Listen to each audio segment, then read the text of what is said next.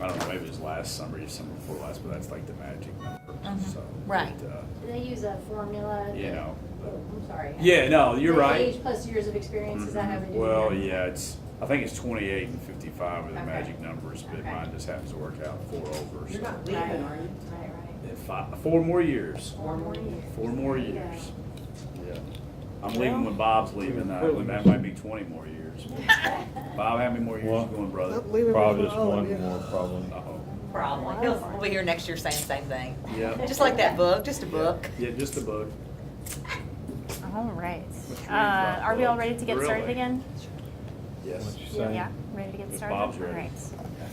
What? Nothing, just. Well, Just thank you all nothing. for coming back Okay. after break.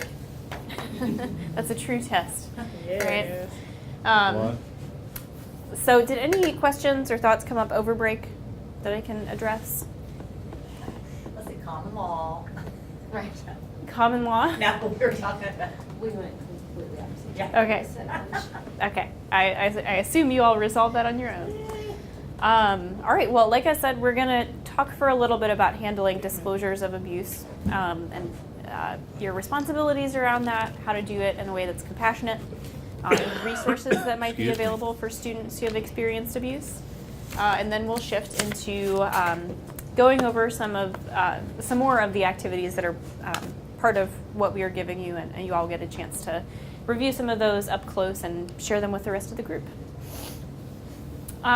Okay, so with disclosures of abuse, I chose to focus on this as a topic that might come up because when I shadowed your sex education training, you all spent a lot of time on handling difficult questions. And that was actually on my initial outline for this training, but I know it came up last time, so I'm not going to go over that in depth today. I think the facilitator back in May did a really great job of equipping you all to kind of hear the question beneath the question when you get some of those shock value or am I normal questions.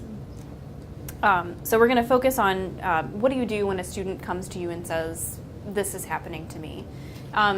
Sometimes it can come out in class, so a student connects what they are learning about with their own experience, and maybe they start to share it. The skills that and information that I'm sharing here would really be particular to like a one-on-one setting. So whenever possible, if a student begins to talk about an experience that they have had in class, you might want to try to follow up with them afterwards or direct them to stick around for a minute after class and discuss that further. All right, so scenario. You were talking with a student about summer jobs, and she tells you about something that happened to her last summer where she was hanging out with one of her 18-year-old coworkers. They liked each other. He invited her out. And then they were both at this party. They were drinking, and then he pressured her to have sex.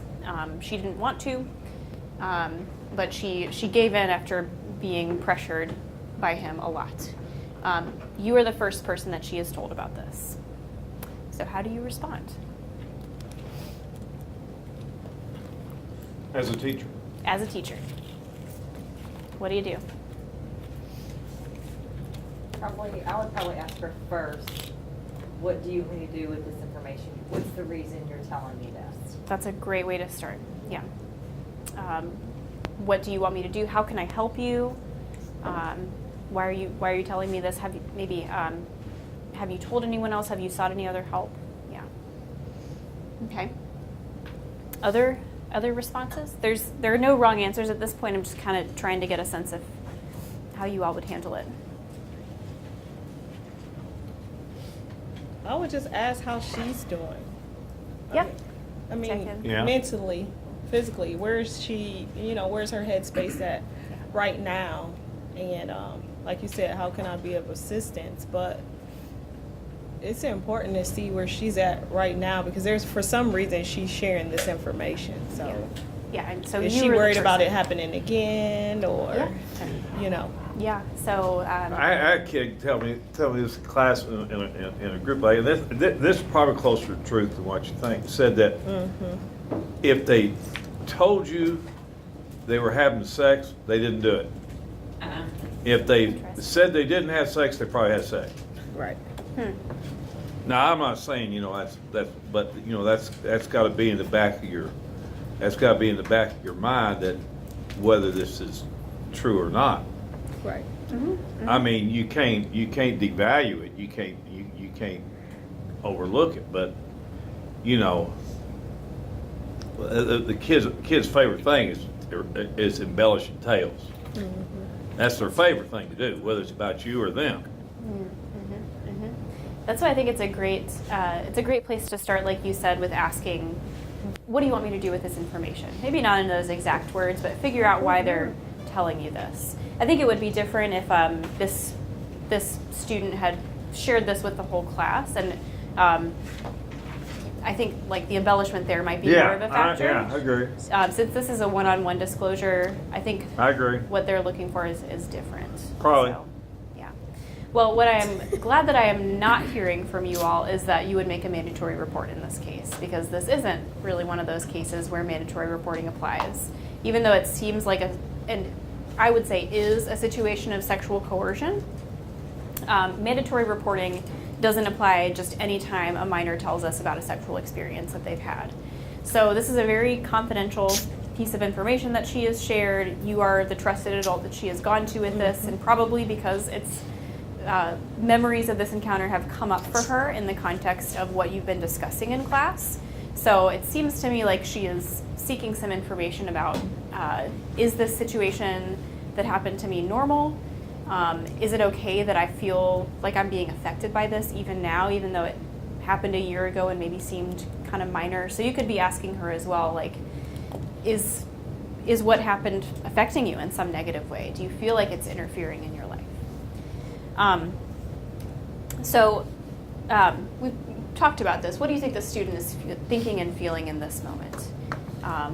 What do you think has been going through her head before she decided to come to you with this information?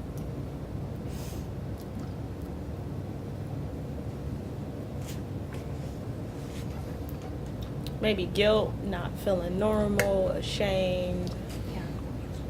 Well, she's gauging what you're thinking too. Yeah. Yeah, she If might be you'll nervous judge. about how You you're know. going to respond. What are you thinking? Yep. So making this kind of disclosure is hard for a student, and it sounds like you all can appreciate how difficult that is. But yeah, it can be scary when you're in this kind of situation as a student, as the person with less power in this situation. Mm-hmm. So our response as instructors really matters. I liked that I heard from question. What makes this case not reportable? The age of the perpetrator. Yeah. And being in Kentucky. Yes, and That's here true. in Kentucky. That's a joke. Yeah. So age of consent in Kentucky is 16. Yeah. Someone's under 16, and someone older than 21 is having sex with them. That's right. That is considered statutory rape. This case of, and this is an age differential as well, and a power differential. So the 18-year-old and the 16-year-old are on different terms. The 18-year-old has access to more opportunities and just from a legal standpoint more power than the 16-year-old. So that's one of the reasons why I'm terming this coercion, is because he does have more power over her, and then there was actual coercion in the moment. But it doesn't fall within that statutory category. So, say that again, because I wasn't aware that it's 21 For someone under 16. for someone under 16. Okay, it's not, they always come from 18. Yeah. And if you're over 16, then it could be what? Do you know, Megan? I don't, I was actually just looking that up. Yeah. I'm trying to look that up because I don't know. I think the legal guidance on that is kind of a gray area. I think it is. I think for you all as instructors, so we don't want to use like fear-based tactics around this, but I think it is a conversation worth having with your students of, okay, maybe you are 16 and a 21-year-old thinks that they're sexually interested in you. It, I guess, is within your rights in that case to be in that kind of relationship, but think about the power differential. right? Why is this 21-year-old not interested in people their own age? Why are they looking for you? And that can be really, really hard for a teenager to wrap their head around, because from their perspective, it's, oh, this older person thinks I'm cool and I'm getting attention from this older person. But they need to be thinking about, how might this person use that against me, use that age difference against me? Yeah.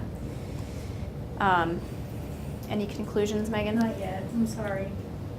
We will, thank you for I don't wanna researching give that. false information. Yeah, we'll continue researching and let you all know. In any case, when a student comes to you with this kind of disclosure, what I heard from you all was that you would give space to that, right? You would do some validation around how hard it can be to make that kind of disclosure. And that's really, I can't give you an exact script for doing that, but that's really the most important first step, is just to let that student know, thank you for telling me this, like, thank you for viewing me as someone who can help you, and that establishes that rapport and trust that we want to preserve. Okay. And then asking some questions and giving choices about how to proceed. If this is a mandatory reported case, so the scenario we were discussing is not, but if it is a mandatory reporting scenario, they don't really have a choice in whether a report is filed, but you can frame that as a choice. Like, would you like to notify your caregivers? Would you like to notify your parents? Things like that. Okay. Documentation. This might be more of a guidance counselor role. Correct me if I'm wrong on that. But you could just get the students' involvement in, like, how can we share this with the counselor? We're both on the same team. We both want to help you, but I do have to let the counselor or AP know about this. And then with documentation, just being sure to have some kind of record of what was disclosed. So direct quotes, if the student has presented with any associated issues, like they're saying, my grades are dropping right now because of what has happened to me, make sure to document that. And then the word alleged actually doesn't have to be in any of your documentation, because we are not investigators, right? The word alleged applies if it's a law enforcement officer or officer of the court reporting this information. So you could instead say something like, student disclosed X, Y, and Z happened. Okay. Follow-up is key. So after the disclosure, just checking in a couple of days or weeks later, seeing how they're doing. If the parent was notified, you'd want to follow up with them as well. Just a note, the Center for Women and Families crisis line, which I can't believe I failed to bring a card with that on it for you. Maybe Megan has some. She's a rock star. So our 24/7 crisis line is available to anyone. So a student who is needing to talk to someone about a sexual experience that they've had that was unhealthy, or an unhealthy relationship, they can call us anytime. Parents can call us as well. So parents who are freaking out about, how do I talk to my son or daughter about this, or caregivers who don't know how to talk to their child about it, can call us and get some advice around that.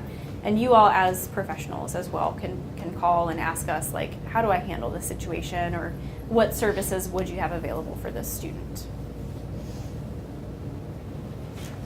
I believe I found the answer to her question. Yeah. You want the answer? Or do Well, you I'm say? glad I found it. Okay, me too. You go. what No, would you you- do it. So if they're 16 or less, then it would be considered a third degree rape. But If 8, what age? I'm sorry, let me be clear. Okay, if the offender is 21 years or older and the victim is less than 16 years old, it's only considered third degree rape. So I'm pretty sure with this, you have to infer that if it's 16 and older, if the person is 16 and older, regardless of the offender's age, Yeah. it will be charged as first degree rape. And So- No. the way this reads too is that we're really only talking about the ages 14 and 15, Yeah. because if they're under 14, it's going to be statute. It's going to be statutory. So It'll it's, be yes. statutory rape. So it's really just for those two ages there, 14 and 15, because it's 16 you can be So a 16-year-old can have sex with anyone 16 or over. Yes. Yeah. So again, it's, I'm not saying that the law is right, but it is the law, and our role is to educate students on how to exercise good judgment when they are in those situations where someone older might be swooping in on them.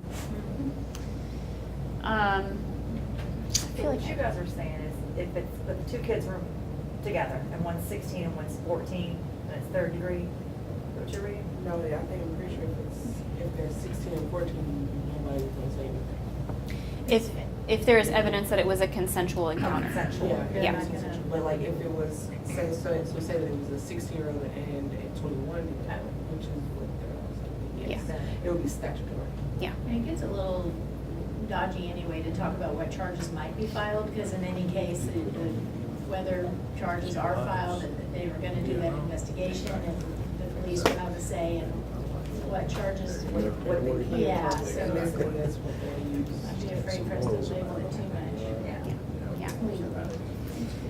Yeah.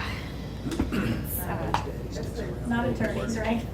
Right. No, I was just thinking about that, like, you know, in high school, like whenever you see a sophomore and senior, you know, Right. when you hear those stories, Mhm. that, trying to make it more. Yeah.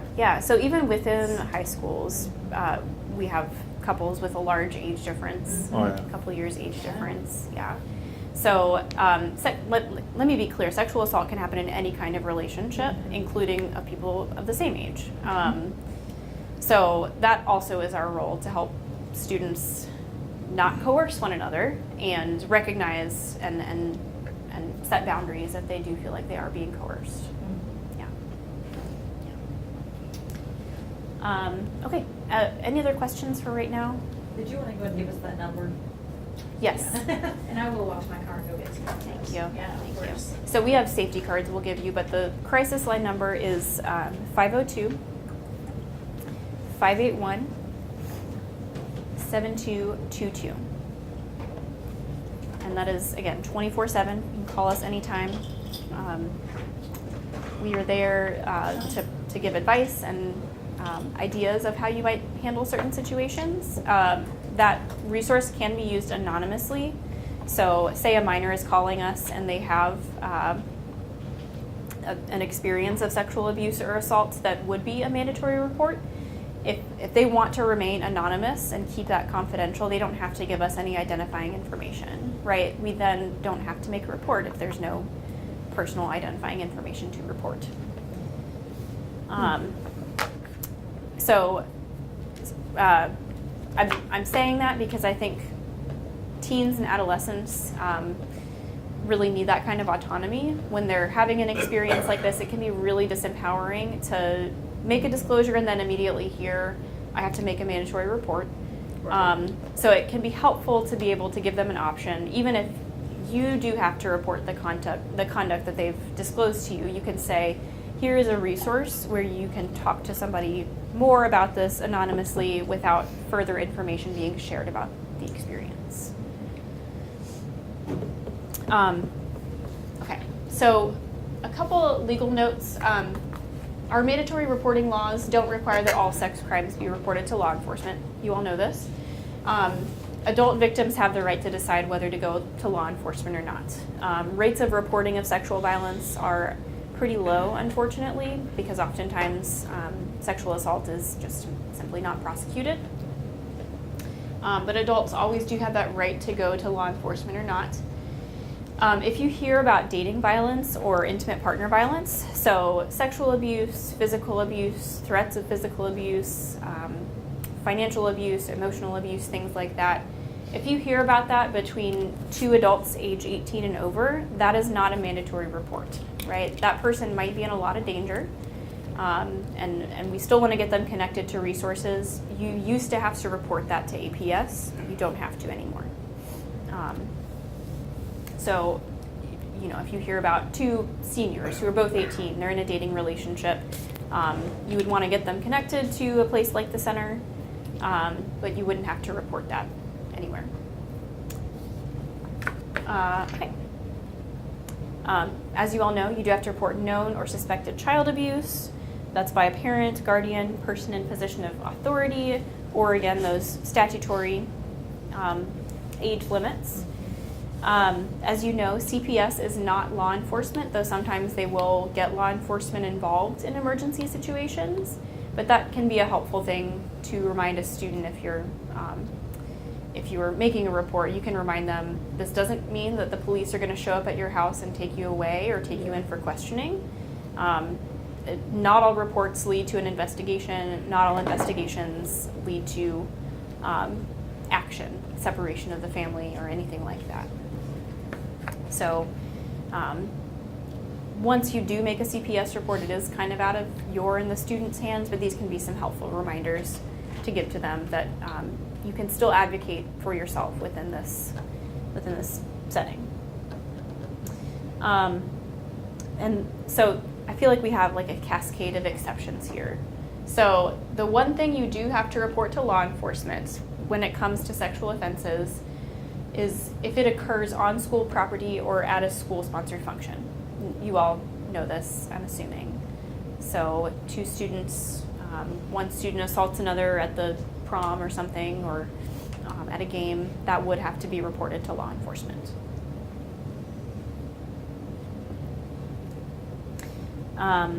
Okay. So some options you might offer to a student who discloses abuse. If they want total confidentiality, they don't have a ton of options. But if they want to discuss this with somebody who's not bound by mandatory reporting requirements, they can talk to a clergy person. Clergy penitent privilege applies. So just the leader of their faith community, if they have one, or a faith community. And they can call the crisis line at the Center for Women and Families, or another crisis line like RAIN, the Rape, Abuse, and Incest National Network. They can call that as well. So like hotline-like resources can be used anonymously without mandatory reporting. If they do give us their name and they call the center's crisis line, mandatory reporting will apply. So just something to keep in mind. We do offer free one-on-one therapy for sexual assault survivors at the center. And we do offer that to people 14 and up if they have parental permission or a caregiver's permission. And they can come to support groups as well. So maybe they don't want the one-on-one therapy, but they want to talk with other survivors or connect with other survivors. We do have that available. And then places like Centerstone or other private mental health services could be a resource. Okay.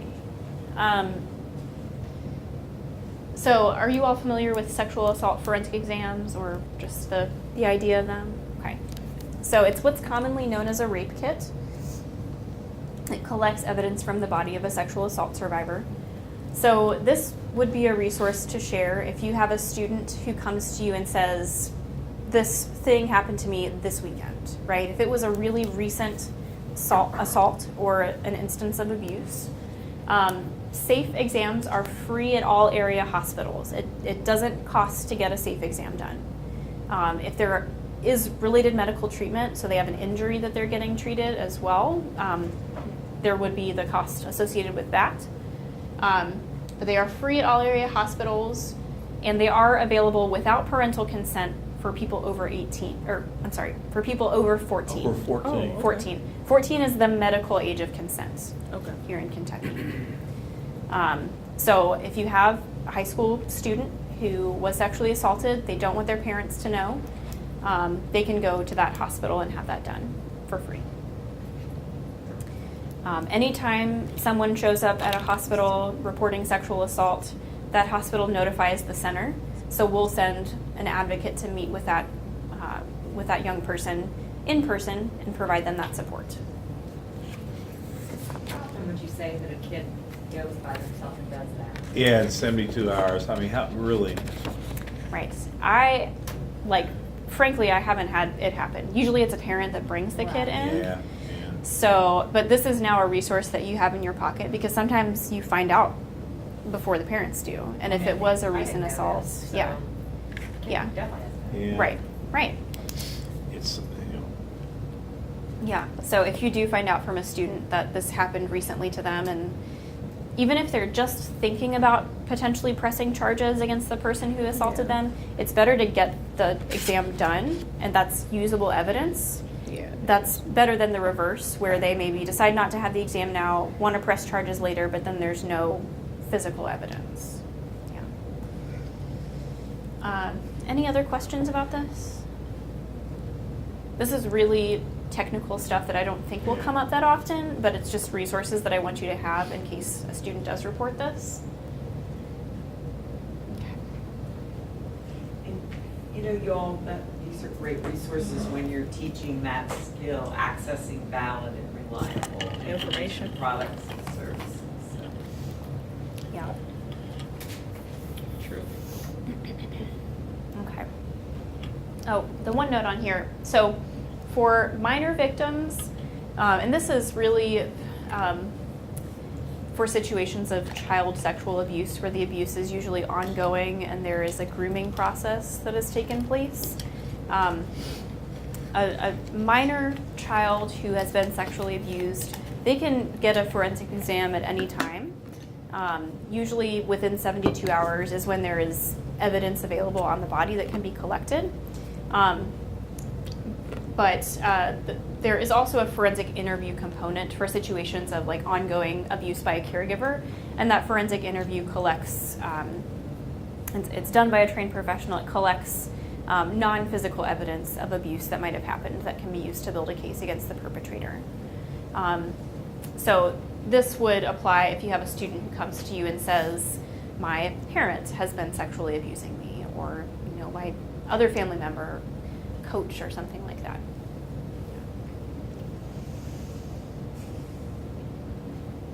I apologize that my text is running off the slide a little bit.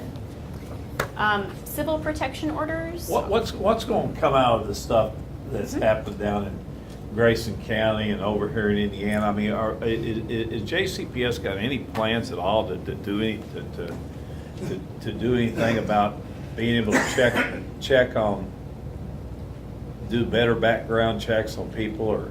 We just had to fill out that form. I know that thing, but Yeah. you know, was that the most ridiculous thing you've ever seen? Yeah. They said, well, who's going to witness this? Well, anybody can, just anybody just sign it there. Is that what they told y'all? Yeah. No, our So clerk- anybody just, anybody sign it? Our clerk was like made sure that she signed it, like she was the only one who was signing it. Yeah. Well, they told us just let anybody sign it. So I'm not going to be, just sign it for me. Swear to God, that's what they Well, said. they said anybody could witness. Yes. Well, they're just witnessing, not the. Well, but that makes it sound like it's not very serious. That takes a serious tone, that takes any seriousness out of it. No, they're just witnessing that you filled that out, and then they'll check out that information, they'll verify the information. Yeah, but the point is, I mean, it needs to be Yeah. So needs to be a significant thing, and I mean, it Yeah. seems like we ought to be checking it more. Yeah. So I'm not familiar with the particular case you're talking about, but it sounds like recently there were He school reads personnel it. who were Oh, sexually yeah. abusing students, and it Oh, was. yeah. So JCPS is taking some preventive measures now. Well, I It's guess, a Kentucky Yeah. state law. But I don't It understand came from what the I said. state. Well, what are you talking about? Can we go back up to that? what? It's that one school where 3 or 4 different We've teachers. had 4 in the last sexually 2 abused. years. Yeah. Well, And yeah. so it's Kentucky not like- had us And then- all and fill then our out a principal form over here with that our set the social camera up. security number to say we had never been Grayson County? charged. No, over here in Indiana, Sexual. over in Jeffersonville. Oh, so that was them Oh. trying to make sure that High there school was, in Jeff? but Middle school. what about possible ongoing situations? Like what could Thank they you. have to, how are we gonna- Presently. Yeah, I mean, so what, they've never been charged, like, but and that's the thing, like, there are a lot of, that's, the situation with sexual assaults, people don't get charged, people Yeah. don't get accused and all this stuff. So what can we do? What are we doing? What are we need to do? I don't know the question, the correct question to ask, but yeah, okay. Just seems like something ought to be. Yeah, I agree, because Grayson County, I mean, the one in Indiana is just mind-blowing. Like, I can't even. I know, it's just unbelievable. And then Grayson County with his students in middle school. Did he I set up just- a camera though? Like, what in the hell? Oh, yeah, assistant principal has set up a camera in In the the bathroom. restroom, yeah. Yeah, so, I don't know that I can really speak I- speak to that broad systemic I know, I issue. didn't know if you might have heard Yeah. of something or. And I wasn't that familiar with that case, but thank you for sharing that. That was Yeah. disturbing. Yeah, you all are bringing up great points about like, it's a preventive measure to ask your staff to sign a paper saying you've never been charged with sexual abuse. That's what the sex offender registry is for, I thought, but. Thought, yeah. But people who engage in sexual abuse often aren't caught, aren't charged, so. I know. Yeah, I wonder what other preventive measures could be put in place. I don't know, but something ought to be. Yeah. Yeah. I mean, I don't know, because there are a lot of schools who's like, well, we're gonna put cameras everywhere. But then that's. But the then real that's when you go problem to is, response. like, Yeah, they'll punish it's a me, privacy but they won't issue for punish sure. women. They're all sex Um, offenders. I think so there are it things can't like, be a gray area.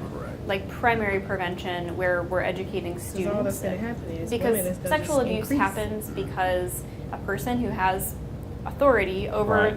the student exploits that and makes the student believe that this is part Okay of that behavior. relationship, or that this is something that they have to deal with, or that they can't speak out about, or something that's not wrong. So I know ECHO, Exploited Children's Help Organization, has good Right. prevention programs around for students. Here's how to tell if someone might be grooming you for, they wouldn't use that specific language, grooming you for sexual violence, but that's the goal of the program, is to give students an understanding of those warning signs.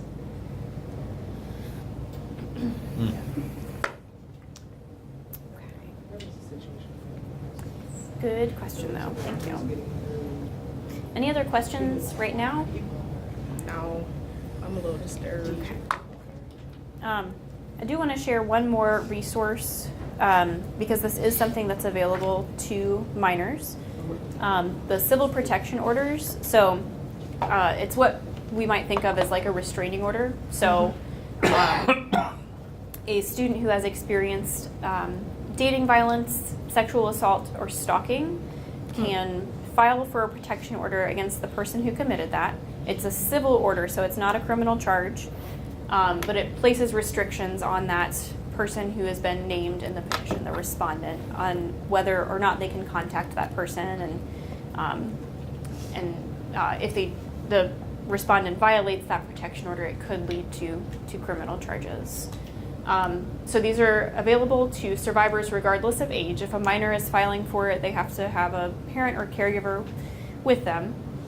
But this is available as well. So if, say, you have a student who is experiencing dating violence from a coworker at their after-school job, you could let them know that civil protection orders are available to them, and that would place some restrictions on not only the respondent, but the employer would have to hold that civil protection order up as well and make sure that like the students aren't working together at the same time, or at least that's theoretically how it's supposed to work. Some employers are really resistant to helping enforce them. And it can be complicated in schools too, as you all, sorry. No, please No. share. As you're probably well aware, you know, if you have one section of Health. archery or one section of health, which I know you might have 15 sections of health, but you know, those protective orders would say that those students are to be kept away from each other, but the law requires that everybody gets equal access to their public education, Yes. right? So then other steps have to be put into place to try to keep those kids as far from each other as possible. Man, And that's that's really cool. something that Yeah. Title IX negotiates. I'm less familiar with how that works out in JCPS, but those points can be figured out, and there are protections for those kids, but it does get a little complicated inside sure. one school, you know. Yeah, I those bet, yeah. hallways that only go, you know, Yeah. certain places, so. Yeah. Sure. So it's complicated. It's a bigger. Thank you for adding that. It's a bigger picture than any one of us in this room has all the answers to. That's like an administrative. We had one this year that had to ride a JCPS. separate bus Yes. because of, Those accommodate. Yes, And, they were- and students are, what I find is that students don't even know, and their parents don't know, or their guardians don't know that they can ask for accommodations like that.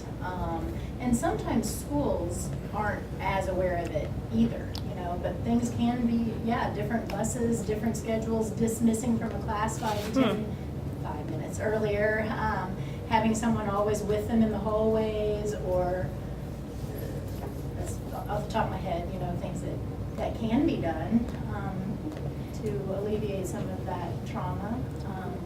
And those accommodations could maybe take place even without a protection order? Absolutely. Right, yeah. And Yeah. and again, yeah, so that was my previous work with, is in Title IX, so going around and making sure that schools do know that kids can ask for that stuff without even having the protection order. Sure. That's cool.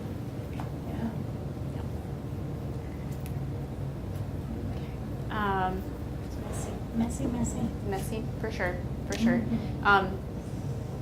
Yeah, I think a student who has experienced dating violence or sexual assault, it's good for them to know that protection orders are a resource and they are entitled to that, okay? We never want to try to deter them from seeking a protection order or seeking accommodations, because it's going to make things hard for that other student or for administration. It's that student's rights, and when they've been through a traumatic scenario like this, they have every right to feel safe where they are, and the burden is on the person who committed that or allegedly committed that to adjust their behavior accordingly. They still have rights as the accused, but yeah. The last note on here that's kind of cut off is just that if a person, a student, decides to press criminal cases of sexual assault, the LMPD Special Victims Unit has a victim advocate. So it's a non-officer staff position who gives support. They're kind of like a social worker. They give support to that victim to get through those criminal proceedings, because that can be very, very long and convoluted. So that's another resource that's available as well. Okay. I did want to add a note too about disclosures of abuse from the abuser. And I want to make a distinction between the students who, like you said, make jokes about what they're doing without really having an intent to do that. So I cannot tell you how many times I've been in a classroom where we talk about, I show the video where the girl turns her head and has a bruise on the side of her face, and the kids laugh, and sometimes they say things like, yeah, I would do that to my girl too if she were texting other guys. That's not a disclosure of abuse, right? That's an unhealthy attitude that we want to check, but that is not a disclosure of abuse. Oh, that's right. So it's good to remember that attitude influences but is separate from behavior. And if we can shift those attitudes and behaviors in the classroom and help students get an understanding that what is common is not always normal or healthy, what you think, what you say, what your role models or what adults are doing and saying to each other, that's not always the healthiest thing. And it's okay to distinguish between, yeah, everybody else is doing this, but it doesn't mean that it is going to work for you or that you have to do it. So some of the activities in the analyzing influences section would guide that conversation. So how would you check it? How would you Like, check it? What would Yeah. how would you have handled it? Yeah, so if you have a student who says something like, I did this to my partner, right? I got my partner's passcode to their phone and looked through their text messages. I would say, without shaming that individual, without telling that person, that's a bad decision that you made, name that behavior is hurtful or could be hurtful, and emphasize that most people would agree that it's hurtful, right? We want to emphasize what we want the norm to be, or what it is that most people would agree that behavior is hurtful. You can ask, would you want to be treated this way? And if it's really serious, if they are seeming like they're engaging in a pattern of harmful things, ask a counselor to check in with them, and or you could check in with that person's partner and say, just want to make sure you're doing all right. Right. How would you handle the previous thing you said where somebody said, yeah, my partner, I bruise her too, or whatever? Well, I have some thoughts on that. I wonder how you all would respond. So you're showing the video. There's a young woman with a bruise on her face in there, and your student says something like that. Like, yeah, I would hit her too. How would you respond? Maybe we would start asking, how would their peers respond to this situation? How do they feel about his comment? And then we'll talk about what's healthy and what's not healthy. Mhm. I mean, What the peers, What would your peers say? what the peers do that Yeah. call Yeah. responding. Mhm. Response. Yeah. Sometimes that can get difficult if their It peers is. are saying the same thing, or they're, encouraging them and egging them on with laughing at their comments. Sometimes their parents are not in a healthy relationship, so that's where they learned that idea or attitude. But I do think knowing your audience, and yes. maybe it's not their parents who would find that behavior unacceptable, but it is their grandmother, right? What would your grandma say if she knew that you were treating your parent or your partner this way? Or their coach. Yeah, Or your whatever coach. teacher that they really respect. So identify, True. who is a respected role model. Sometimes, I know I said fear tactics are not super sorry. effective, but you might say something like, if you treat another person that way, there could be really serious legal consequences for you. They're, may experience criminal charges and wind up in a jail situation. Yeah. Just don't. Yeah. Please excuse his behavior. Sometimes an inept mind makes a clumsy a way to exert itself. So that's my use of my saying. All right. Can you say that phrase again? An inept mind The inept mind makes a clumsy approach to assert itself. makes a clumsy approach to a And certain they're like this, huh? Yeah, that's right. You- They're too busy Yeah, trying to go, like Yeah, they're too go busy. look up some of those words in the dictionary. Yeah. I mean, I think that's another tactic too, though, is Sarcasm really works. sarcasm, It works. or just appealing to their better self. Yeah. Is this really who you Really? want other people to see Yeah. you At least we being? got you labeled. We don't have to put that sign around you. Yeah, do you want to walk around with that sign of I We hate don't have people to. You already for the confirmed rest who of you your are. life? Yeah. Yeah. We haven't wasted time on that sign for you. I'm bad on, sometimes, our personalities just come out, but I'll just always jokingly say, hey, girlfriends, make sure that you're not There you dating go. him, or make Yeah. sure your friends aren't dating him, right? And they're all like, Yeah. And then I'll say, I'm just kidding, but, you call them out in a very Joking, non-joking joking, manner. not You joking. block it. Yeah. Block it. Yeah. More than just the blocking, right? Something block. As they like to say. These are good suggestions, and this is something that I'm really personally still working on, is Yeah. how do I address that when it comes up in a classroom. But this is what I found that works, especially the emphasizing the norm, like the actual norm, not the perceived norm. So there's a lot of research around like a larger number of people believe that other people would commit sexual assault versus the percentage of people who actually commit sexual assault. There's a really large disparity in that.